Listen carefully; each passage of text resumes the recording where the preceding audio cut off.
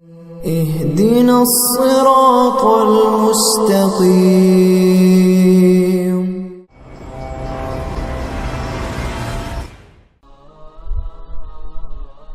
امام بغوی رحمۃ اللہ علیہ مشہور مفسر گزرے ہیں اور بہت محتاط ہیں روایات کے نقل کرنے میں، بہت محتاط. انہوں نے اپنی کتاب تفسیر کی کتاب میں ایک روایت نقل کی ہے. حضور اکرم صلی اللہ علیہ وآلہ وسلم کا یہ ارشاد نقل فرمایا ہے کہ ينزل اللہ جل ثناؤہ لیلۃ النصف من شعبان الى السماء الدنیا. اللہ تعالی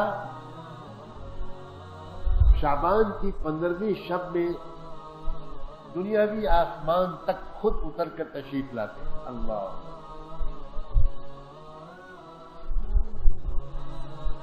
فَيَغْفِرُ لِكُلِّ نَفْسٍ، اور اس دن ہر شخص کے لیے جو اللہ کی طرف گویا متوجہ ہے، اللہ تعالیٰ معاف فرما دیتے، مغفرت کا فیصلہ فرما دیتے ہیں.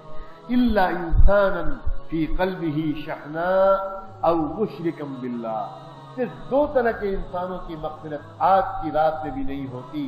ایک تو وہ انسان جس کے دل میں کسی دوسرے سے بغض، عداوت اور کینہ، جو کسی کے پیچھے پڑا ہوا ہو، کسی کا دشمن بنا ہوا ہو، کسی کے خلاف اس کے دل میں ایک بخار اور غبار ہو، اس کو اللہ تعالیٰ معاف نہیں کرتے آج کی رات میں بھی. اور دوسرا یہ کہ وہ جو اللہ کے ساتھ کسی اور کو شریک کر رہا ہے. شرک اور کینہ، یہ دو گناہ آج کی رات میں بھی معاف نہیں ہوتے.